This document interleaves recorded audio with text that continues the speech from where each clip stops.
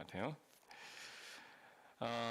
오늘 우리가 사사기의 말씀을 다 마치고 이제 오늘 마가복음의 말씀을 한번 하나님께서 주셨는데요. 예수님을 따르는 수없이 많은 제자들이 많았습니다. 근데 제자라고 보기에는 좀 어폐가 있고 아마 군중들이 예수를 따랐습니다.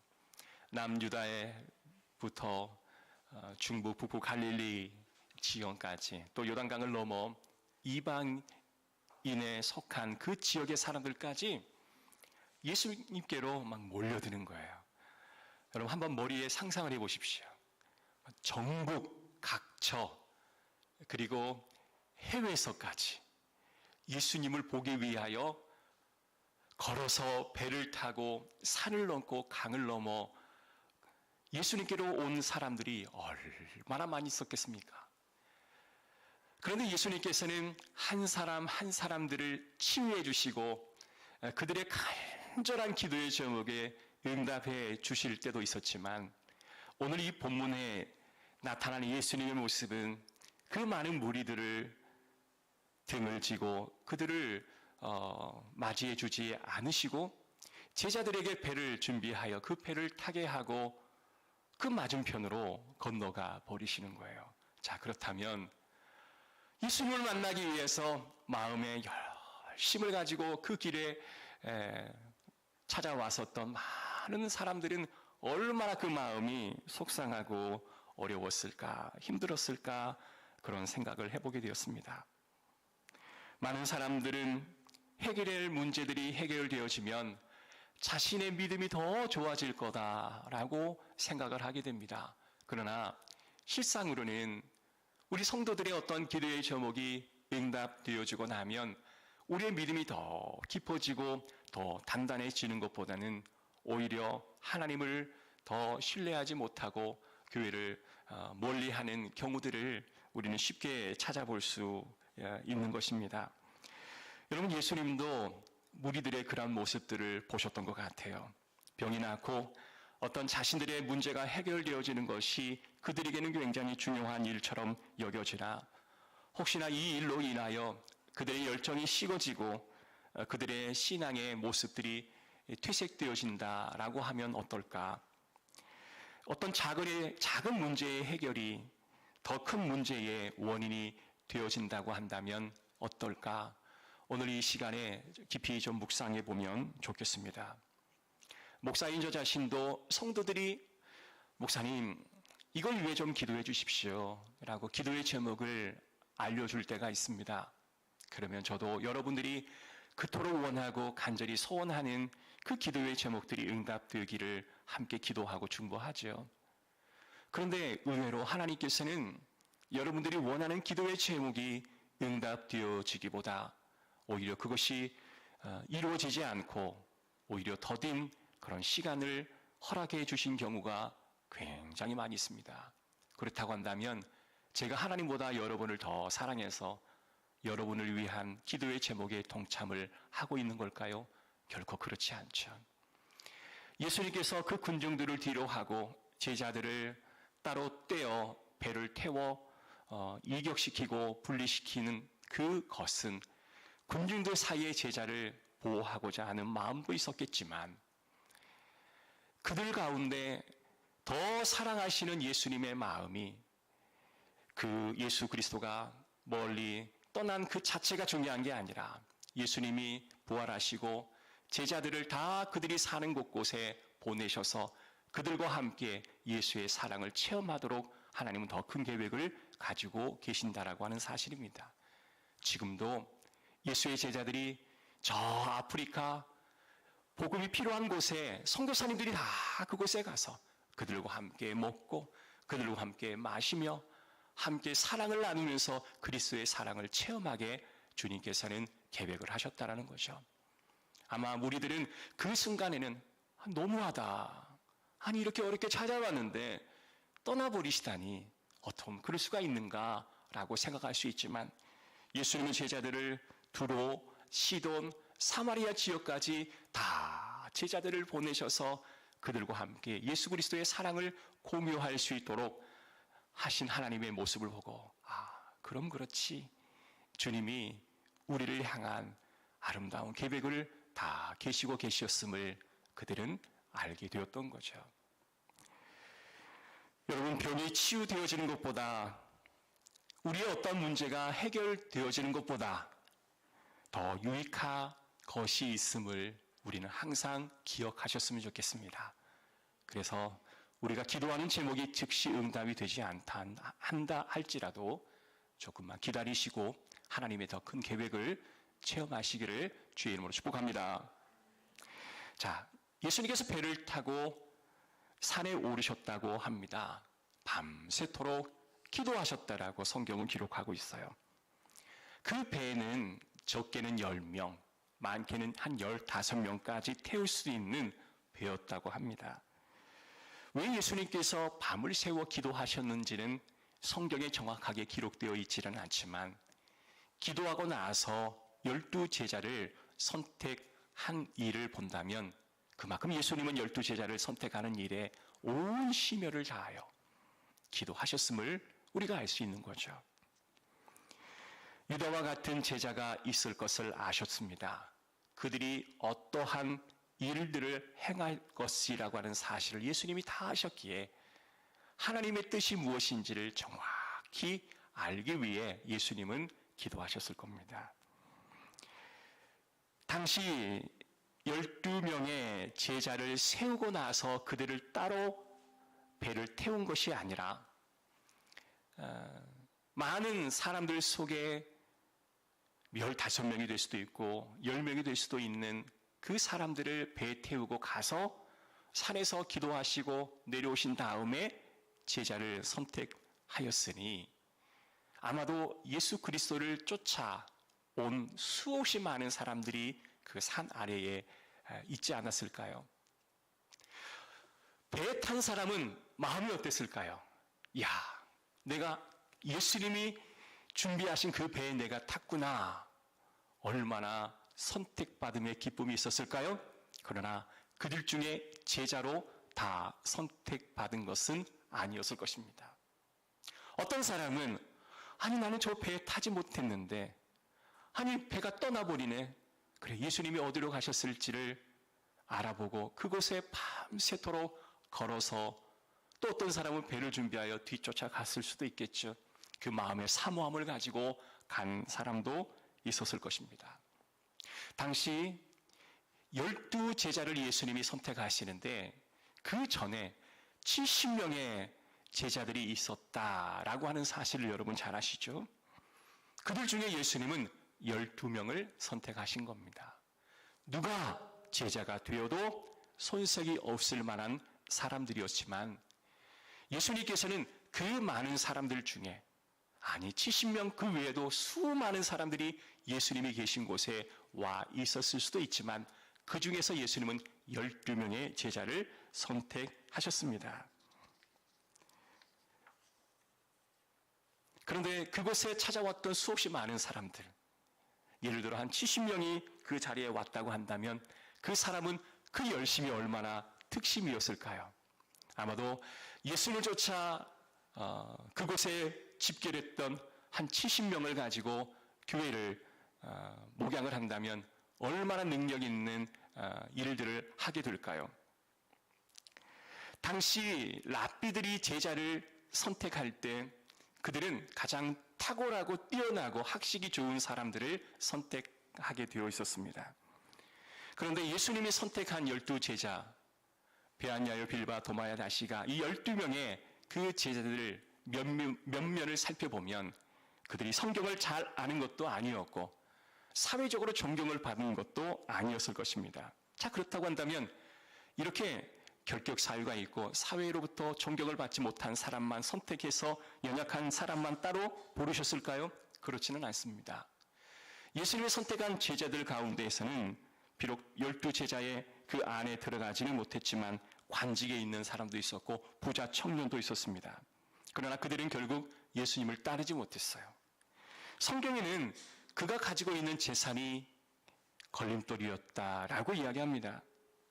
예수님에 대한 존경이 있었는데 사람이 볼 때는 예수님 곁에 가까이 다가가지 못하고 밤이 되어 사람의 시선이 없을 때 찾아왔던 니고데모라고 하는 당시 상류층의 사람도 있다라고 소개하고 있습니다.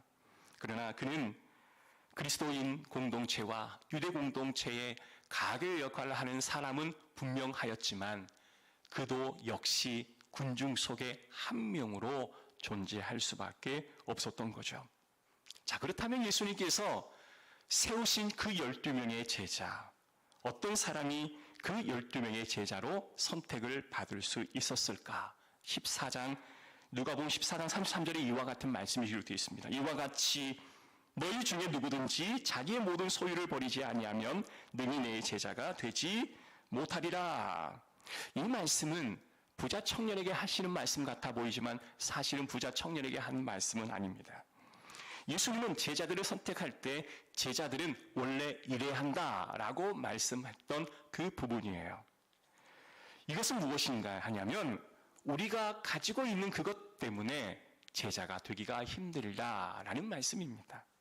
어떤 사람은 사람이 예수님의 제자 되는데 방해가 될 수가 있고요. 어떤 사람은 내가 가지고 있는 재산 때문에, 어떤 사람은 나의 비즈니스 사업 때문에 예수님을 쫓는 그 일을 할 수 없을 조건이 되기도 하는 것입니다.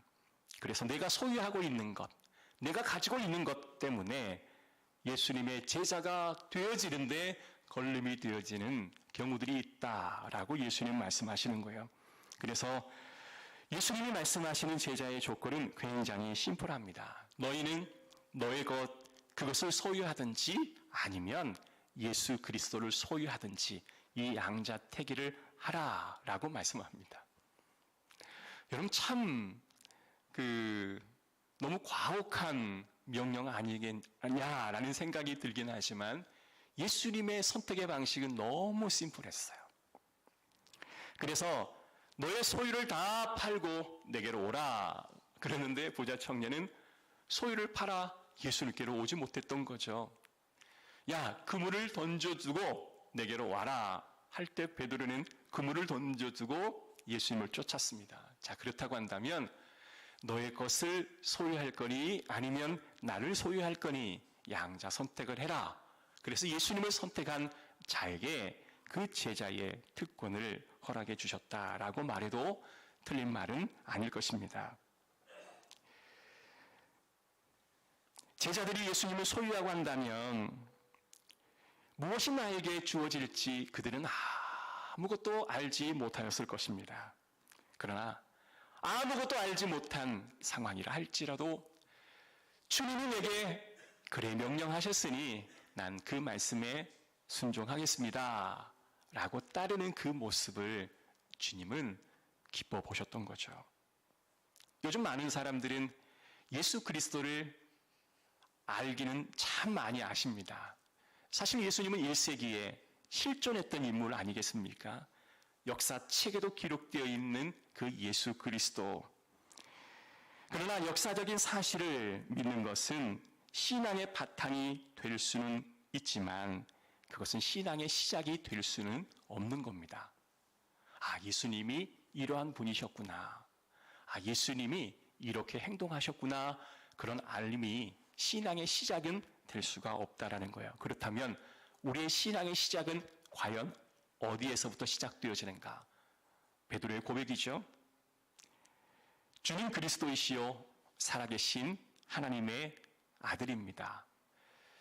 예수님께서 이 말씀을 들으시고 너무너무 기쁘셨어요. 그래서 이렇게 말씀하십니다. 바요나 시몬아 네가 복이 있도다. 이를 네게 알게 한 것은 혈육이 아니라 하늘에 계신 네 아버지이시니라. 우리는 이 베드로의 이 고백이 신앙의 정점에 다다랐을 때 할 수 있는 고백이다라고 생각하지만 예수님은 이것이 바로 신앙의 시작점이다라고 말씀을 하는 거예요. 주는 그리스도이시요 살아계신 하나님의 아들이십니다라고 하는 이 신앙의 고백이 있지 않고는 역사적인 예수 그리스도를 아는 정도로 머물러 있다라는 뜻입니다. 사랑하는 성도 여러분, 저와 여러분 마음속에 정말 주님은 그리스도이시요 살아계신 하나님의 아들이십니다. 이 고백이 있기를 주의 이름으로 축복합니다. 그리고 비로소 신앙의 생활들이 시작되어지기를 간절히 소원합니다. 요한복음 14장 10절에 주님께서 이렇게 말하신 이유가 있어요. 내가 아버지 안에 거하고 아버지는 내 안에 거한 것을 네가 믿지 아니하느냐. 내가 너희에게 이르는 말은 스스로 하는 것이 아니라 아버지께서 내 안에 계셔서 그의 일을 하시는 것이라. 자, 여기에서 예수님께서 말씀하신 그 요지는 내가 너희에게 하는 말은 나의 말이 아니라 하나님의 말씀이다. 내가 하고 싶어 하는 게 아니라 하나님께서 하고자 하시는 말을 나는 할 뿐이고 하나님께서 하고자 하시는 행동을 나는 할 뿐이다. 베드로야, 네가 이와 같은 진리를 알게 하신 것은 너의 부모나 너의 스승이 아니라 하늘에 계신 너의 아버지이시니라 라고 말씀하시는 거예요. 예수님도 자신이 12제자를 뽑는 게 아니라 하나님께서 뽑으라 한 12명을 선택할 뿐이었다. 베드로야, 네가 그 고백을 하고 있으니 난 너무 기쁘다라는 예수님의 말씀이에요. 목회자가 가장 기쁠 때가 어떨 때일까요? 어떤 성도들의 개인적인 욕심이나 어떤 신념을 펼치는 것이 아닌 하나님의 마음을 대신 마음에 품고 그것을 이루고자 기도하는 모습을 보면 가장 기쁠 때가 있습니다. 우리 주님도 기쁠 것이고 하나님도 기쁘시겠죠? 그래서 제자들의 가장 큰 우리의 목표는 하나님의 말을 대신하고 하나님이 원하시는 행동을 하는 것, 그것이 제자의 가장 큰 삶의 목표가 되어야 할 것입니다. 아멘. 자, 그렇다면 제자들에게 가장 중요한 퀄리티가 뭘까요? 제자들이 가장 중요하게 여길 것들이 무엇일까요? 첫 번째는요, 아버지의 가르침을 그대로 받을 준비가 되어 있는 사람이라는 거예요. 여러분 한번 생각해 보십시오. 여러분의 믿음이 가장 좋을 때는 언제였고 믿음 생활이 그렇게 행복하지 않을 때는 언제였는지. 저의 경우를 보면 제가 믿음이 참 좋았을 때에는 온전한 하나님의 말씀을 곧이곧대로 그대로 순종할 때였던 것 같아요. 작은 죄 하나도 주님이 보실 것 같아 손이 떨려 할 수 없는 그러한 상태. 내가 할 일은 분명히 있지만 하나님께서 나를 쓰시겠다 할 때, 내가 시간을 주님 앞에 내어드리고 나의 물질을 내어드리고 나의 정성을 내어드려 순종할 때, 그때가 내 신앙이 가장 좋을 때였다라고 기억이 되어집니다. 여러분은 언제가 가장 신앙이 좋을 때라고 기억이 되시나요? 주님께서는 예수님의 제자는 하나님이 무엇을 말씀하시든지 그대로 받을 준비가 되어 있는 그 사람이 예수님의 제자다라고 이야기하시는 거예요. 예수님, 이것만 처리하고요. 예수님, 내가 이것만 해결하고 뒤따르겠습니다. 그런 것이 아니라 예수님, 그래, 내가 할 것들은 이게 있고 내가 이루어야 할 것들은 이게 있으나 주님이 지금 부르셨다면 내가 지금 필요한 것 같으니 주님 앞에 내가 헌신하며 나아가겠습니다. 주께서 모든 것을 책임져 주십시오 라고 기도하는 성도, 그 성도가 내가 비로소 제자가 되어져 가는구나 라고 느낄 수 있을 것입니다. 제자들에게 예수님에게 질문합니다. 예수님, 우리가 어떻게 기도해야 할까요? 라고 할 때 주님께서 이렇게 말씀하십니다. 주기도문을 가르쳐 주실 때 하늘에 계신 우리 아버지여, 이름이 거룩히 여김을 받으시오며 나라에 임하옵시며 하늘에서 뜻이 뭐예요? 땅에서도 이루어지이다 라고 하잖아요. 내 뜻을 이루는 게 아니라 하늘의 뜻이 이 땅에서 이루어질 것들을 예수님께서는 가르쳐 주셨습니다. 무엇을 의미하는가요? 하늘의 뜻이 내게 주어지면 순종하겠습니다 라고 하는 그 기도를 드리라 라고 말하는 것입니다. 사랑하는 성도 여러분, 어찌 보면 예수님은 제자들을 억지로 끌고 다녔던 것이 아니었던 것 같아요. 그래서 야, 너 배 타. 너는 타지 말고 너 배 타. 너는 좀 더 기다려야 돼. 너 타. 그리고 가서 제자를 세우는 어떤 기름 부음을 했던 그런 것이 아니라 그냥 배를 준비하시고 그냥 가시는 거예요. 타시는 분도 있고 타지 않는 분도 있어요. 어떤 사람은 돌아와서 우회하여 밤새 땀 흘리고 그곳에 도착한 사람도 있었지만 택함 받은 사람도 있지만 택함 받지 못한 사람도 있었겠죠. 그러나 주님께서는 가장 소원하는 거 뭐였냐면 그곳까지 온 자 안에서 12명을 선발했다라는 것입니다. 사랑하는 성도 여러분, 사모함이 클수록 얻는 은혜도 크다고 믿습니다. 오늘 이 자리에 오시기 전에 여러분의 마음의 사모함이 이 정도라면 하나님 은혜는 이 정도 받을 수 있겠죠? 아니요, 좀 더 받을 수 있겠네요. 하나님의 강권적인 은혜를요. 그러나 여러분의 사모함이 이만큼 크다면 하나님은 이보다 더 큰 은혜를 주실 수 있을 줄 믿습니다. 그래서 예수님이 문 밖에 서 계시는 여러분 그림을 보시면 문고리가 없잖아요. 근데 그 문고리는 안에 있어요. 안에 있는 사람이 문고리를 열어 밖으로 나와야 예수님을 만날 수 있는 겁니다. 여러분, 하나님이 작정하시고 섭리하시지만 하나님께서는 너희가 문을 열어 나를 맞으라 자원할 것을 요구하십니다. 하나님이 선택하여 그를 택하셨지만 네가 하나님을 인정하지 않으면 구원받을 수 없는 그 은혜를, 이 미묘한 이 차이의 그 경계를 우리가 잘 이해해야 될 줄로 믿습니다. 사랑하는 성도 여러분, 교회의 모든 사역의 시작은 누가 부탁하고 누가 지시해서 내가 해서 하는 것이 아니라 자원하는 마음으로, 자원하는 심령으로 주의 일을 감당할 때에 기쁨이 배가가 될 줄로 믿습니다. 누군가가 이렇게 합시다 라고 해서 마지못해 따라갈 때는 그래요, 기쁨이 있겠지만 자원하여 할 때와는 기쁨이 더 크지 않게 되지 않지 않겠습니까? 여러분, 힘을 들지만 도리어 더 큰 기쁨을 얻게 될 줄로 믿습니다. 그래서 자원하여 주의 일을 감당하는 저와 여러분 되시기를 주의 이름으로 축복합니다. 그래서 이러한 생각의 전환이 있어야 정말 하나님의 은혜가 넘치게 될 줄로 믿습니다. 여러분, 교회 오실 때 그래, 내가 오늘 교회에 오면 누군가의 손을 잡고 기도해 주리라. 내가 교회에 오게 되면 힘들어하는 그분을 위해 내가 위로의 말을 건네리라.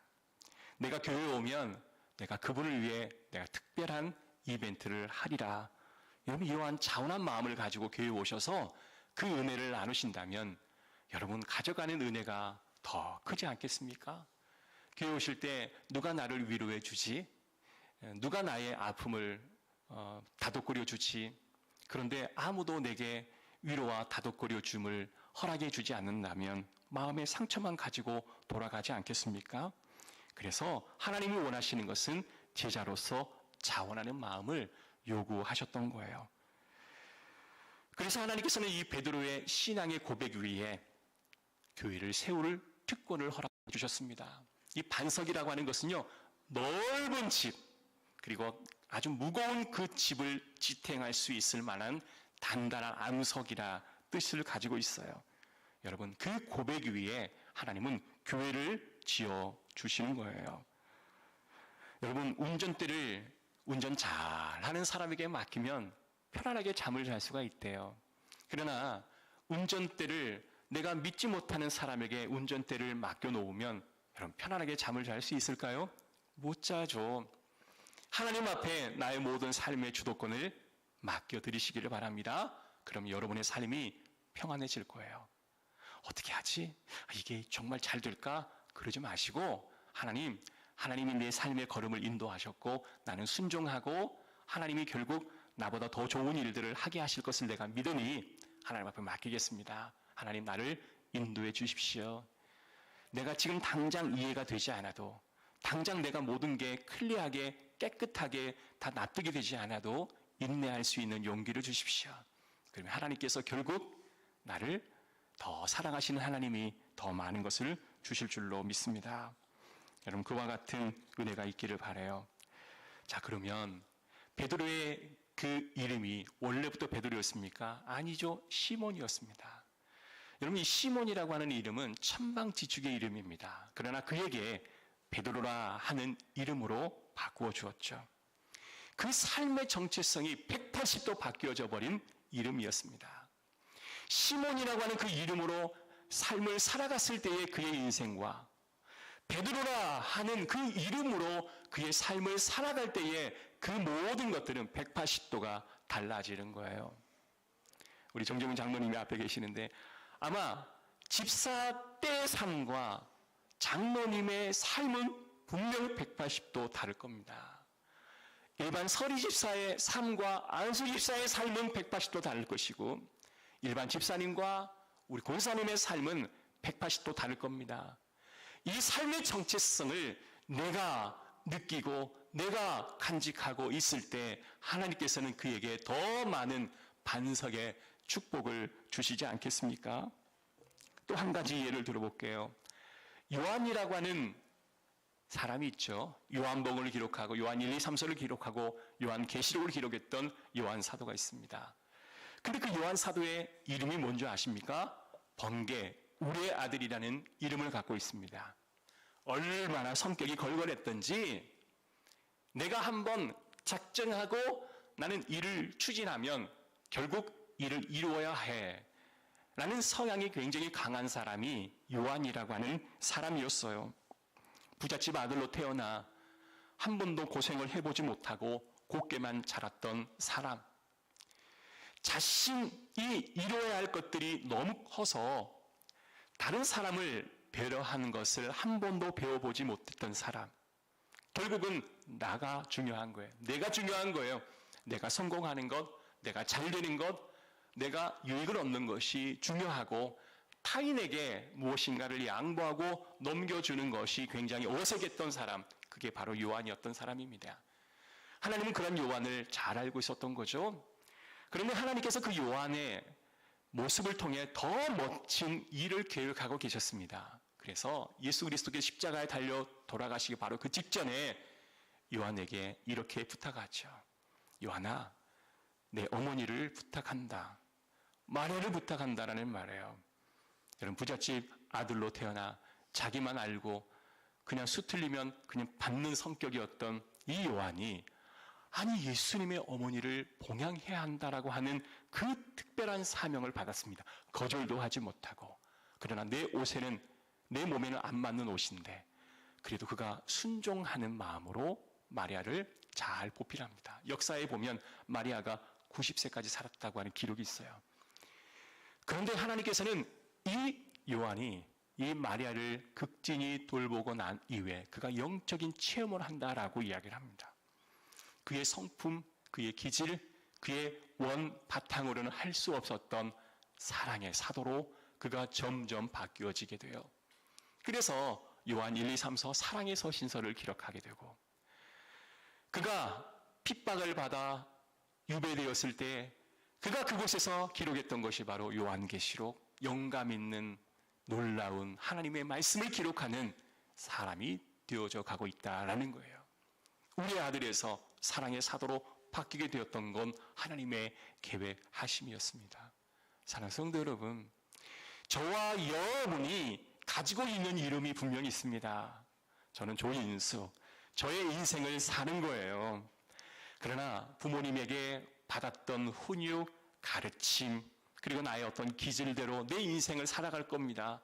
그러나 하나님은 나의 원래의 나의 색깔로 하나님이 쓰시기도 원하시긴 하긴 하겠지만 내 모습으로 할 수 없는 일들을 새로운 이름을 부여해 주셔서 새로운 일들을 맡기기를 원하시는 거예요.